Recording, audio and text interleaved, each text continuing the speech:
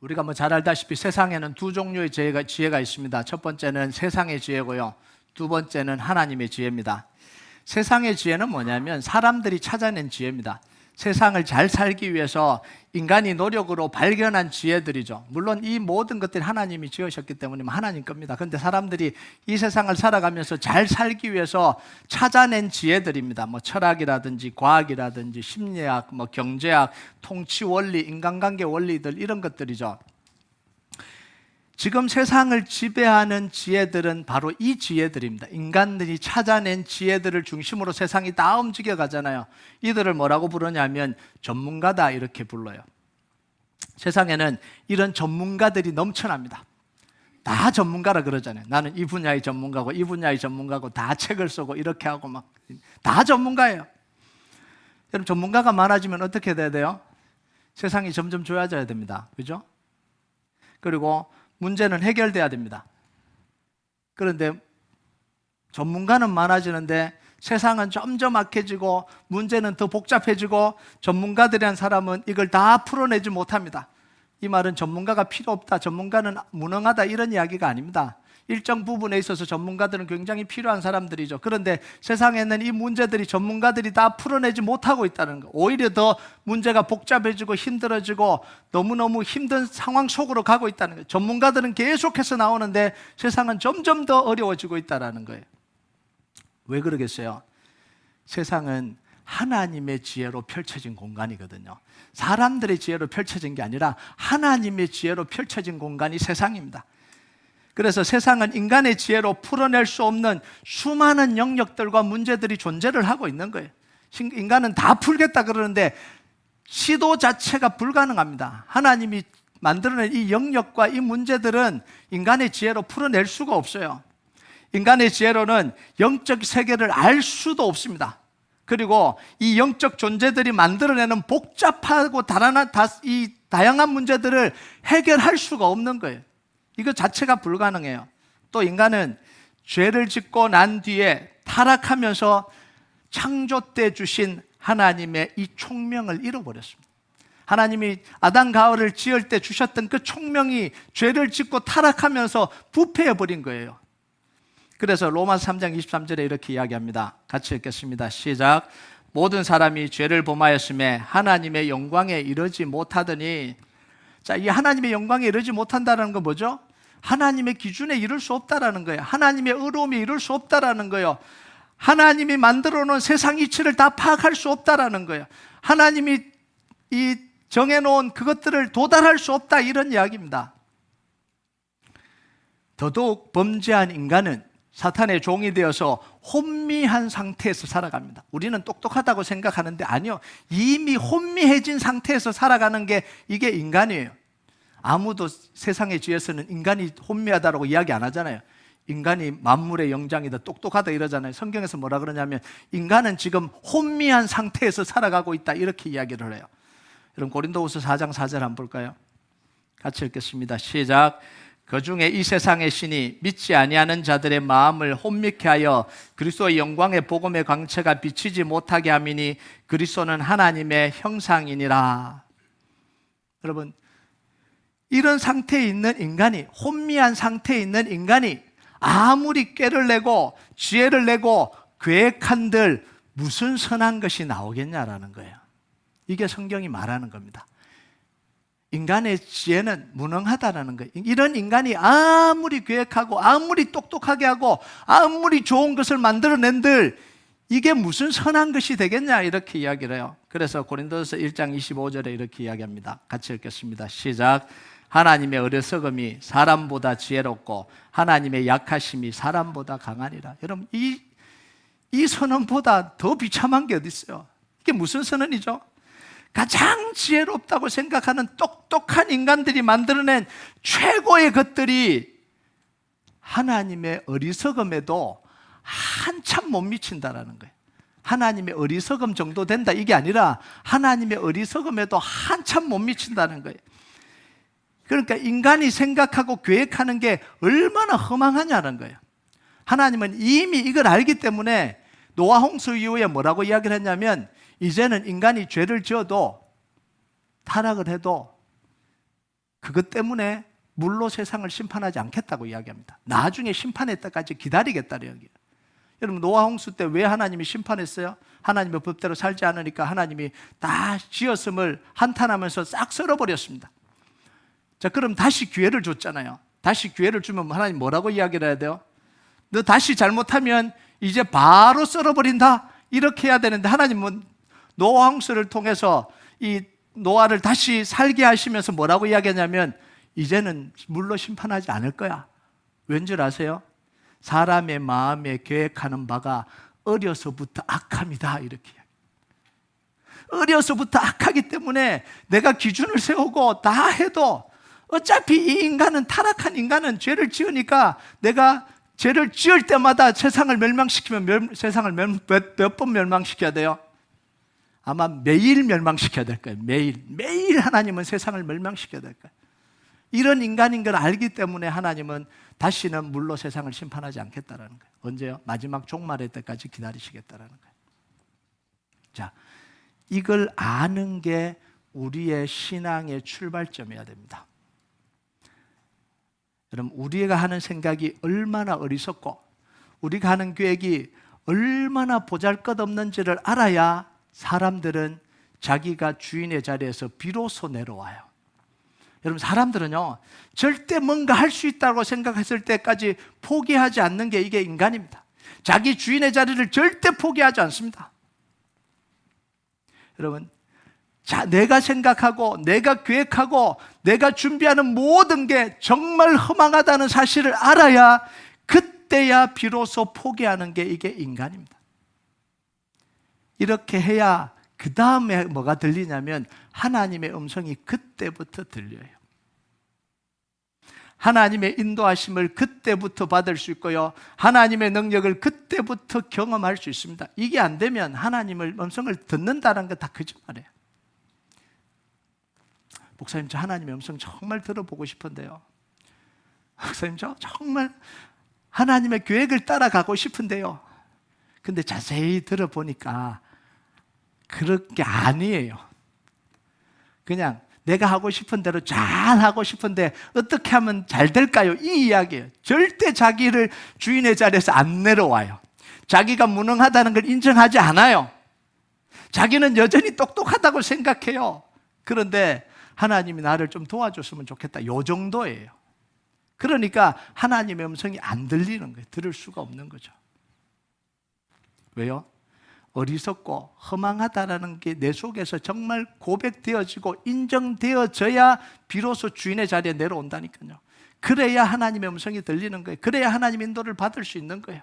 그래서 하나님 인도를 받았던 사람들은 뭐예요? 하나님 앞에 완전히 무릎 꿇고 완전히 굴복한 사람들이에요. 완전히 손든 사람들이에요.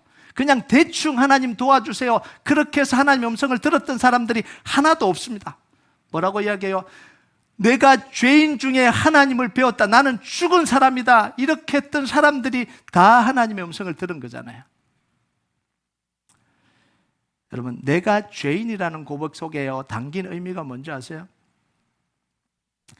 나는 전적으로 무능합니다라는 고백이 나는 죄인입니다는 고백 속에 들어있는 거예요. 그런데 이걸로 고백 안 하잖아요. 그냥 내가 구원받기 위해서는 죄인이라고 고백해야 되는구나, 그래서 죄인이라고 고백하는 거예요. 여러분, 내가 죄인이라는 건 뭐냐면 나는 전적으로 무능합니다라는 고백입니다. 나는 내 인생의 주인이 되어서는 절대로 안 됩니다라는 고백입니다. 이 고백하는 사람 있나요? 하나님, 저는요 제 인생에 절대로 주인이 되어서는 안 돼요, 이 고백을 하는 사람이 별로 없잖아요. 이 죄인입니다라는 고백 속에 이 고백이 있는 거예요. 주님 없이, 주님이 소망 없는 나의 인생의 주인이 되어달라는 고백이 뭐냐면 이 나는 죄인입니다라는 고백입니다. 그래서 나는 죄인입니다라는 고백 안에 세 가지가 들어가요. 하나님, 나는 무능합니다. 내 인생에 절대로 내가 주인 되면 안 됩니다. 주님이 내 인생의 주인 되어 주십시오. 이 고백이 나는 죄인입니다라는 고백이에요. 이게 예수님을 주와 그리스도로 내 인생 속에 영접한다라는 의미입니다. 여러분, 그래서 우리의 믿음의 능력은요, 나의 무능함을 고백하는 데서부터 시작이 되는 거예요. 하나님의 도우심을 구하는 데서부터 시작되는 게 아니라 나의 무능함을 고백하는 데서부터 시작이 돼요. 여러분 1절을 한번 볼까요? 1절 같이 읽겠습니다. 시작. 형제들아, 내가 너에게 나아가 하나님의 증거를 전할 때에 말과 지혜 아름다운 것으로 아니하였나니. 자, 이건 사도 바울이 고린도 교인들에게 하는 이야기예요. 편지를 써서 지금 하는 이야기입니다. 사도 바울이 2차 전도 유형 중에 고린도를 방문해서 고린도에 있는 성도들에게 복음을 전하고 교회를 세웠습니다. 이게 사도행전 18장에 나오는 이야기죠. 자, 바울이 고린도에 있는 사람들에게 하나님 말씀을 전할 때 뭐라고 이야기하냐면 자신의 말과 지혜의 아름다운 것으로 하지 않았다, 이렇게 이야기를 합니다. 여기서 말이라는 건 수사학적인 언변을 이야기를 하는 거예요. 지혜라는 건 뭐냐면 철학적인 지식을 이야기를 하는 겁니다. 이게 뭐죠? 사도 바울은 고린도에서 복음 전할 때 철학적인 지식을 다 동원해서 수사학적인 기교를 가지고 이 고린도 교인들을 설득해서 너희들이 복음을 받고 예수님을 믿는 게 아니다, 이런 이야기를 하는 거예요. 이건요, 바울이 고린도에 도착하기 바로 직전에 아덴에서 한 경험 때문에 나온 이야기예요. 아덴에서 전도할 때 바울은요, 이걸 다 사용했습니다. 바울은 이 학문에 능통한 사람이었습니다. 그 당시 최고의 이 지식인이었던 가말리엘의 제자죠. 그 속에 들어가서 모든 걸 다 통달했던 사람이 바로 이 바울입니다. 바울은 스스로 자기는 말 못한다라고 이야기하지만 아니면 수사하게 통달했던 사람이 바울입니다. 아덴에 가서 한 연설을 보면 수사하게 뛰어난 사람이에요. 말 잘하는 사람이에요. 그래서 아덴에 전도할 때 바울은요, 자기의 뛰어난 지식과 화려한 수사적 언변에 기대서 그곳에 있는 철학자들을 다 이겨버렸습니다.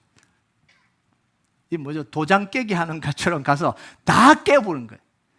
모든 철학적인 질문을 다 깨부셔버린 거죠. 이긴 거죠. 완전히 이긴 거예요. 그런데 문제가 생겨버렸습니다. 다 이겨서 입을 닫아버렸는데 자신의 언변과 자신의 지식으로 하나님을 단 하나도 못 보여줬다라는 거예요. 이기긴 했는데 하나님을 단 하나도 못 보여줬고 하나님의 능력이 일어나지 않았다라는 거예요. 성령의 역사가 일어나지 않았다는 거예요. 그러면서 뭘 경험하냐면 자기의 능력의 무능함을 경험하는 거예요. 그럼 다른 곳에 일어났던 성령의 역사, 다른 곳에 일어났던 복음의 역사가 그 아덴에서 일어나지 않는 거예요. 기분 좋았을지 몰라요. 자기의 능력과 수사학과 지혜를 가지고 완전히 눌러버렸으니까 얼마나 통쾌했겠어요. 그런데 그 결과가 뭐냐면 nothing이었어요. 아무것도 일어나지 않은 거죠. 그럼 자신의 무능함을 느끼고 고백할 때 하나님의 진짜 능력을 알게 됐습니다. 이게 바울이에요. 그럼 2절을 한번 볼까요? 2절 같이 읽겠습니다. 시작. 내가 너희 중에서 예수 그리스도와 그가 십자가에 못 박히신 것 외에는 아무것도 알지 아니하기로 작정하였음이라.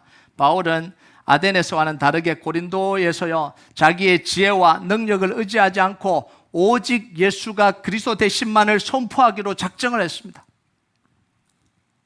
예수님이 그리스도로 십자가의 죽음과 부활을 통해서 이루신 일만 선포하기로 작정을 했습니다. 자기 지혜를 다 내려놓고 하나님이 주시는 지혜를 온전히 의지하기로 작정을 한 거예요. 이게 바울이 한 겁니다. 이때 바울의 마음이 어땠냐면 3절에 이렇게 표현합니다. 이때 내 마음은 약해졌고 두려웠고 떨었다, 이렇게 이야기를 해요. 이때 내 마음은 너무 기뻤고 너무 확신에 찼고 너무 좋았다가 아니라 이렇게 하니까 내 마음 속은 너무 약해졌고 두려워졌고 떨었다, 이렇게 이야기를 해요. 여러분, 이게 정상적인 감정입니다. 내가 잘할 수 있는 것을 하지 않고 내려놓으면 얼마나 두렵겠어요. 내가 잘하는 걸 하지 않는데 얼마나 그 안 두려운 사람이 어디 있겠어요. 여러분, 적들과 싸우는데 내가 할 수 있는 그 무기를 내려놓고 싸우라 그러면 얼마나 불안하고 두렵겠습니까?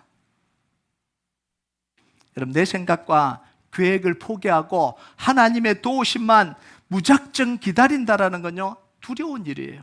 떨리는 일입니다. 약해지는 일이에요. 우리는 이렇게 이야기를 하잖아요. 하나님께 맡겨라. 네 능력으로 하지 말고, 네 지혜로 하지 말고 하나님께 맡겨라. 그러면 정상적인 사람은 두려워야 돼요. 왜냐하면 내가 지금 잘할 수 있는 걸 다 놓고 그냥 기다리라 그러니까 이거 어떻게 기다리냐. 두렵고 떨리고 연약해지는 게 이게 사실입니다. 그래서 사울 왕이 이걸 못 견딘 거거든요. 이스라엘 초대 왕이 다 놓고 7일 동안 기다리라 그러니까 자기 손에 무기가 있고 자기에게 군대가 있는데 싸우지 말고 기다리라 그러니까 두려워지잖아요. 연약해지잖아요. 그러니까 싸워버리는 거예요. 자기가 싸워버리는 거예요. 여러분, 하나님을 믿지 못하면요, 하나님을 믿지 못하면 하나님을 기다리지 못합니다. 하나님을 믿지 못하면 하나님을 의지할 수가 없어요. 하나님, 자기의 전적인 무능함을 인정하고 하나님을 믿지 못하면 하나님께 맡긴다, 하나님께 내려놓는다, 하나님을 의지한다? 아니에요. 의지한다 그러는데 안 의지하고 있는 거예요. 의지한다 그러는데 자기 믿는 거 이게 다 챙겨놨어요. 언제든지 상황이 돌변하면 나는 내 걸 사용하겠다 이러고 이제 있는 거죠. 그럼 이때 하나님이 바울이 하신 말씀이 사도행전에 기록이 되어 있습니다. 같이 한번 볼까요? 사도행전 18장 9절에 11절 같이 읽겠습니다. 시작. 밤에 주께서 환상 가운데 바울에게 말씀하시되 두려워하지 말며 침묵하지 말고 말하라. 내가 너와 함께 있음에 어떤 사람도 너를 대적하여 해롭게 할 자가 없을 것이니 이는 이 성 중에 내 백성이 많음이라 하시더라. 1년 6개월을 머물며 그들 가운데서 하나님의 말씀을 가르치시니라. 자, 하나님의 도움을 받기 위해서 자기의 무능함을 인정하고 스스로 다 약해지고 두려워지고 떨었던 바울에게 하나님이 말씀하시기 시작합니다. 뭐라고 말씀하세요? 첫 번째, 두려워하지 말라 이렇게 해요. 두려워하지 말라. 하나님이 함께 해 주시겠다라는 거예요. 내 생각과 계획을 다 내려놓고 하나님의 도우심을 기다리는 사람은 뭐가 느껴지냐면 두려움이 느껴져요. 이 두려움이 안 느껴지는 건 정상이 아닙니다. 안 내려놨다는 거예요. 진짜 하나님께 맡기면요 두려워요. 그럼 우리가 이렇게 이야기하잖아요. 목사님 하나님께 맡겼어요. 우리 문제를 하나님께 맡겼어요. 그러면요 어떤 일이 일어나냐면 두려워요. 첫 번째 오는 그게 두려움이에요. 그런데 하나님 뭐라고 하냐면 끝까지 붙들어 주시겠다는 거예요. 끝까지. 우리가 하나님 주신 비전을 위해서 기도하고 맡겨놓고 있는데 즐겁지 않아요. 두려워요. 걱정돼요. 진짜 이게 이루어질까? 진짜 내게 그럴 능력이 있을까? 이런 수없이 많은 이 두려움과 의심과 회의와 이런 것들이 찾아와요. 그런데 그럼에도 불구하고 하나님께 맡기면 뭐예요? 끝까지 붙들어 주신다는 거예요. 여러분, 맷돌을 들고 골리앗 앞으로 나간 다윗 얼마나 두려울까요? 얼마나 두려울까요? 하나님의 말씀 듣고 지팡이 하나 잡고 바로가 있는 실패했던 애굽으로 가는 이 모세, 여러분 이 모세의 심정 한번 느껴봤어요? 여러분 같으면 가시겠어요? 여러분 같으면 가기가 힘들 것 같아요.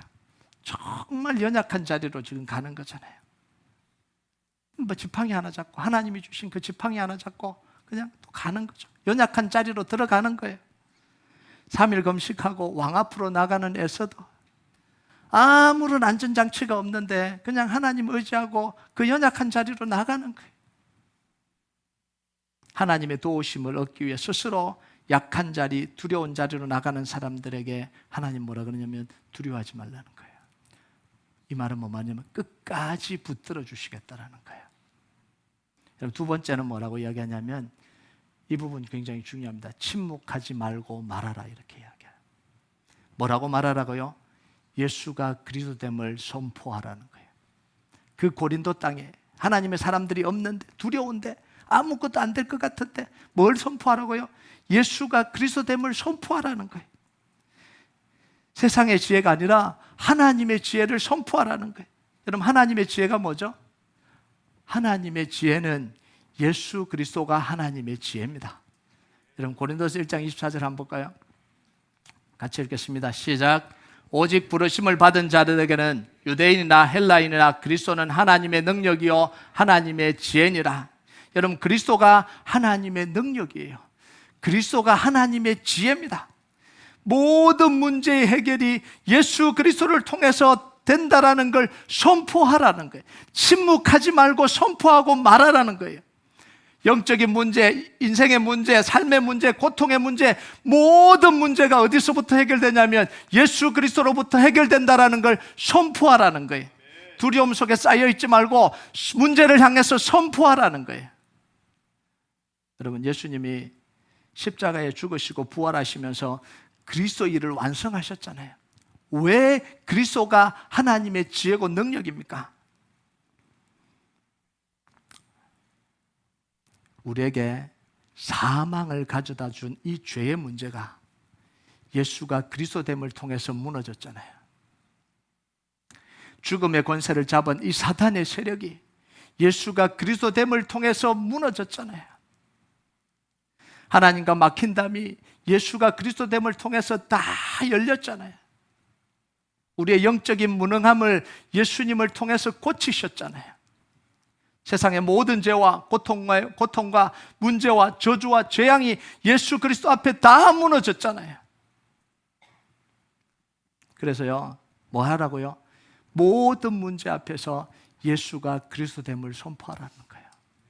우리가 겪고 있는 모든 문제에 대해서 예수가 그리스도 되심을 적용하고 선포하면 예수 그리스도 이름으로 승리케 해주신다라는 거예요. 여러분, 참된 지혜가 뭐예요? 지혜가 뭡니까? 말 잘하는 게 지혜가 아니죠. 문제를 이길 수 있는 능력, 악의 세력을 이길 수 있는 능력, 악한 자들을 무기력화시킬 수 있는 능력이 진짜 지혜인 거죠. 그래서 예수 그리스도만이 참된 지혜가 되신다라는 거예요. 여러분, 모든 문제 앞에서 예수 그리스도의 이름을 부르고 선포하시기 바랍니다. 여러분, 예수 이름으로 여러분 마귀를 대적하시기 바랍니다. 여러분, 싸워야 돼요. 우리에게 예수 그리스도의 이름을 가지고 싸우라고 예수님의 이름을 주신 거예요. 저는 원래 그래요. 원래 그런 게 어디 있어요? 우리가 타락해서 그런 거죠. 죄 때문에 그런 거죠. 저는 원래 약해요. 원래 무너져요. 원래 잘 안 돼요. 그런 게 어디 있어요? 예수 그리스도의 이름 의지하고 싸우라는 거예요. 나의 약한 부분을 예수 그리스도 이름으로 선포하라는 거예요. 사단의 공격을 예수의 이름으로 선포하라는 거예요. 늘 넘어지는 그 문제를 예수 그리스도 이름으로 선포하라는 거예요. 그 문제를 일으키고 그 문제를 무너지게 하는 사단을 예수 그리스도 이름으로 선포해서 싸워 이기라는 거예요.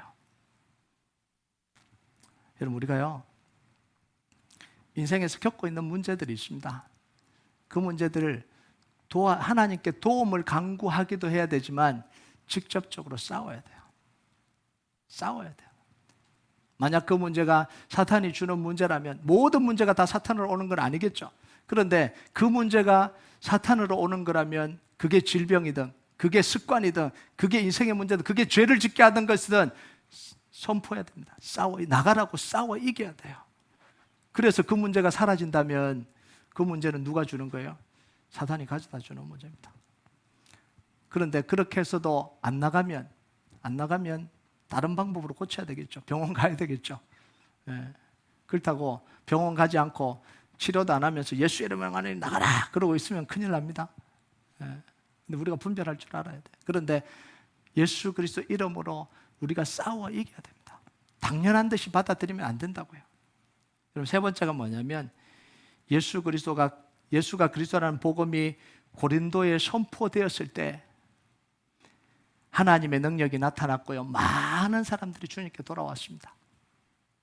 어떻게 할 수 있냐면 침묵하지 말고 말하라. 뭐라고 해요? 이성 중에 내 백성이 많다. 하나님이 구원하시기 위해서 준비된 이 영혼들이 고린도에 수없이 많은 거예요. 그래서 1년 6개월을 그곳에서 이 바울은요 복음을 선포하면서 그래서 세워진 교회가 뭐냐면 고린도 교회입니다. 자, 오늘 사도 바울이 고린도 교회에 던지는 메시지가 4절과 5절입니다. 같이 한번 읽어볼까요? 4절 5절 같이 읽겠습니다. 시작. 내 말과 내 전도함이 설득력 있는 지혜 말로 하지 아니하고 다만 성령의 나타나심과 능력으로 하여 너희 믿음이 사람의 지혜에 있지 아니하고 다만 하나님의 능력에 있게 하려 하였노라. 자, 고린도 교회는 바울의 설득으로 세워진 교회가 아닙니다. 예수가 그리스도됨을 믿고 세워진 교회가 고린도 교회입니다. 복음의 능력으로 세워진 교회가 고린도 교회예요. 그래서 하나님의 능력이 나타났고 복음의 능력이 나타났던 교회가 고린도 교회입니다. 그런데 지금 고린도 교회는 그 능력을 상실해 버렸다라는 거예요. 그러면서 뭘 하고 있냐면 자기 지식 자랑하고요, 자기의 가진 것 자랑하고요, 자기 옳은 것 자랑하고요, 그러면서 파벌이 다 나누어져 있다는 거예요.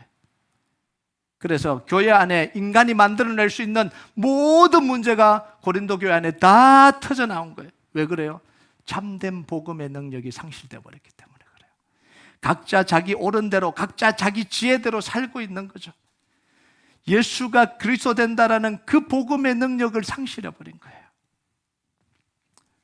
여러분, 우리가 복음으로 하나님의 능력을 경험하지 않으면요, 세상의 지혜로 살아갈 수밖에 없습니다. 하나님의 역사를 경험하지 못하면 100% 세상 지혜로 살 수밖에 없어요. 세상의 지혜로 살아가면 잘 사는 것처럼 보이는데 결국 망하는 길로 갑니다. 결국 죽음의 길로 가요. 노력할 수밖에 없거든요. 하나님의 능력을 체험하지 못하면 결국은 자기의 노력으로 다 채워야 되는 거예요. 그런데 그 노력이 효과를 낼 때까지는 괜찮아요. 그런데 더 이상 노력해도 안 되는 문제에 봉착했을 때는 이제는 답이 없는 거예요.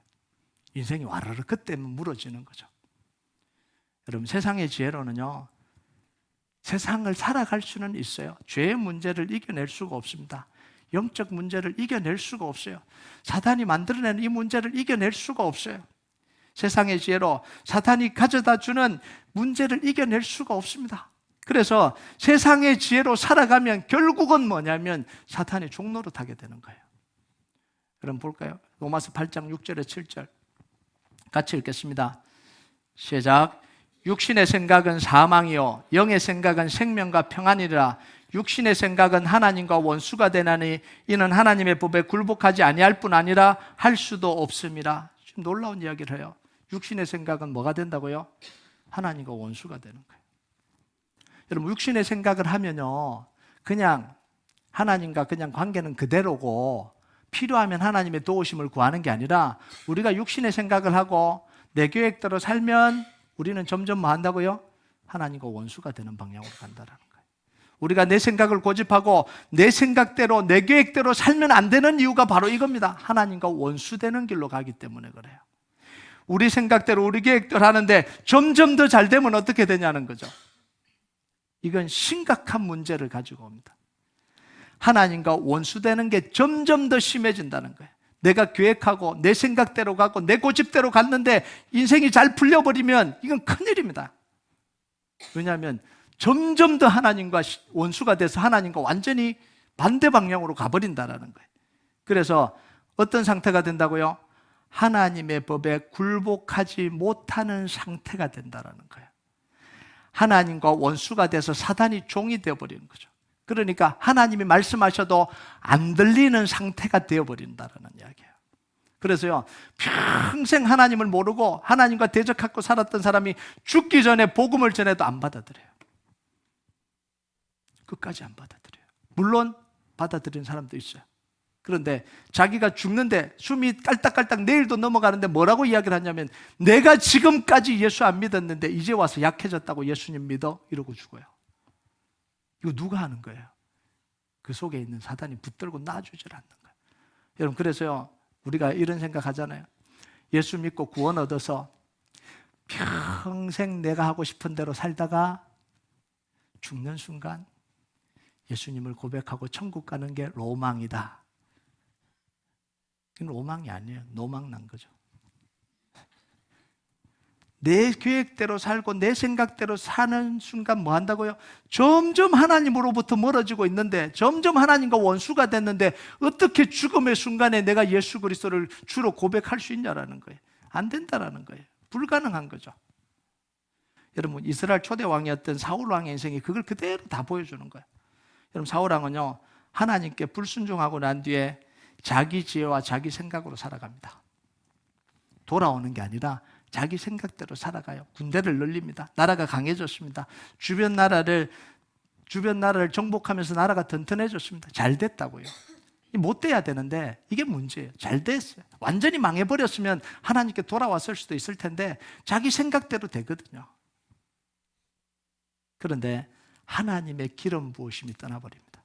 하나님이 기름 부어서 하나님의 영이 임해서 왕이 되고, 그렇게 했던 이 사울 왕이 점점 하나님의 신이 떠나버려요. 하나님의 영이 떠나버려요. 하나님의 기름 부으심이 사라져버립니다. 그러면서 뭐냐면 우둔해지기 시작해요. 하는 일마다 하나님과 원수되는 일만 합니다. 하나님을 자기 마음대로 이용해요. 자기 마음대로 생각하고 자기 마음대로 이용해요.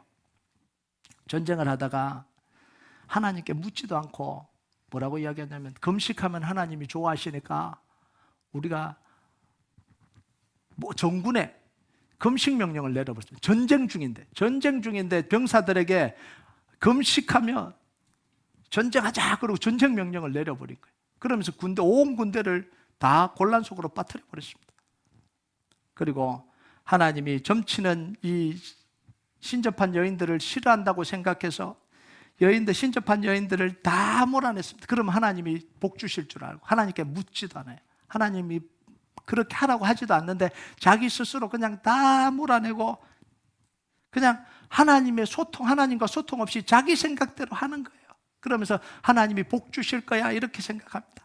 이렇게 하면 하나님이 기뻐하실 거야, 저렇게 하면 하나님이 기뻐하실 거야 생각해서 자기 생각대로 다 한 거죠.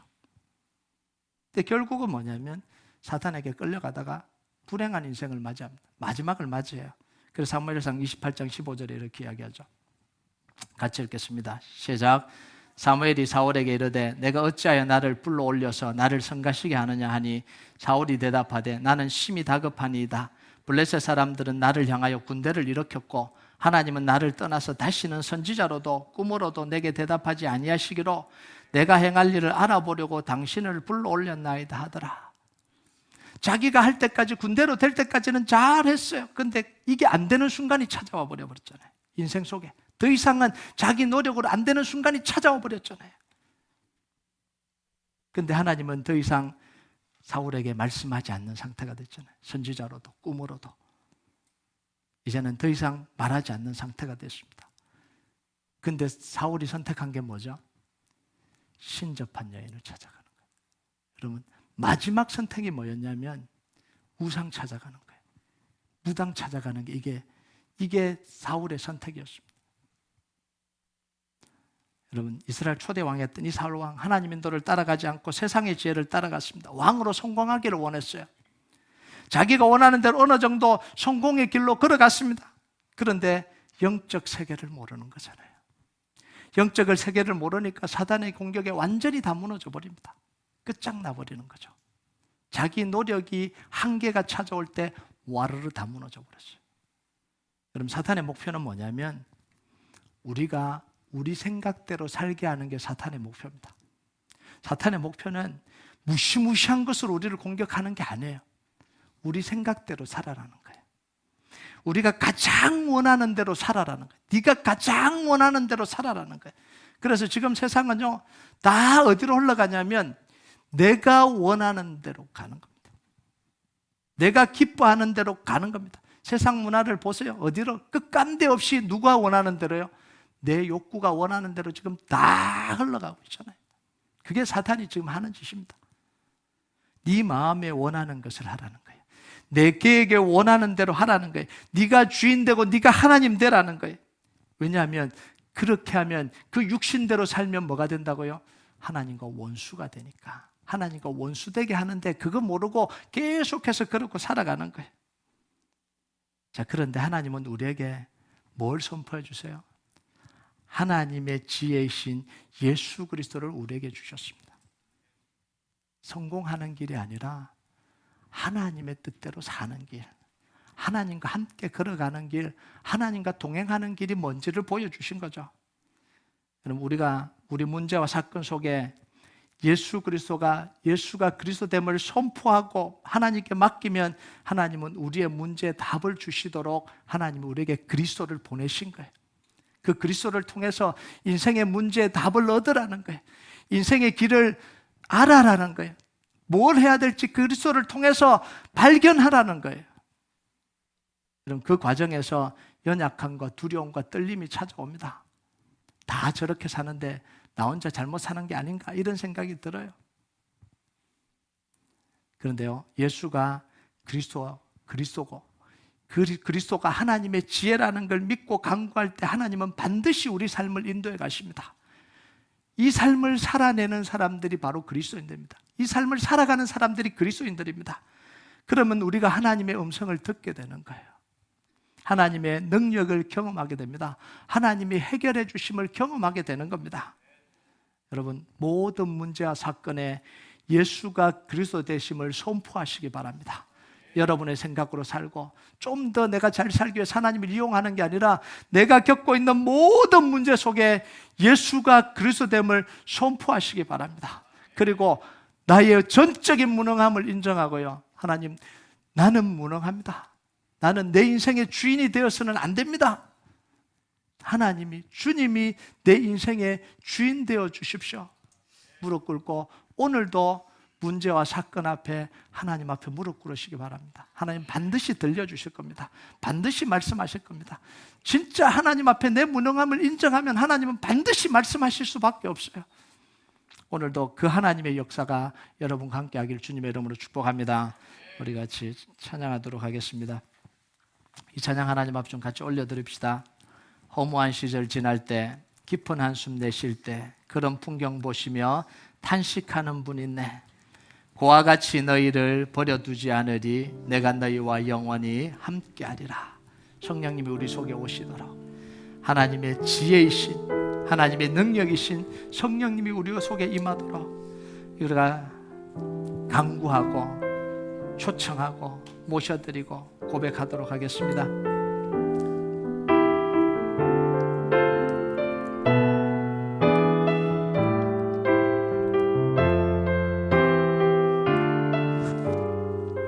허무한 시절 지날 때, 허무한 시절 지날 때, 깊은 한숨 내쉴 때 그런 풍경 보시며 탄식하는 분인데, 고와 같이 너희를 버려두지 않으리. 고와 같이 너희를 버려두지 않으리. 내가 너희와 영원히 함께하리라.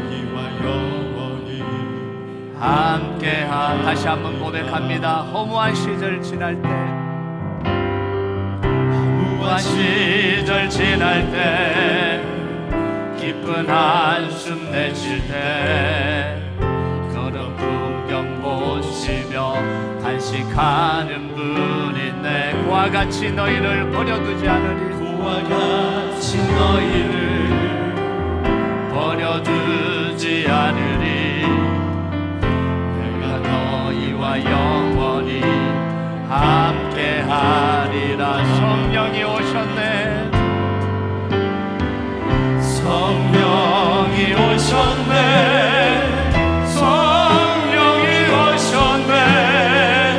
내 주에 보내신 성령이 오셨네. 우리의 인생 가운데 신이 찾아오셔서 그 나라 꿈꾸게 하시네. 억눌리다 갇힌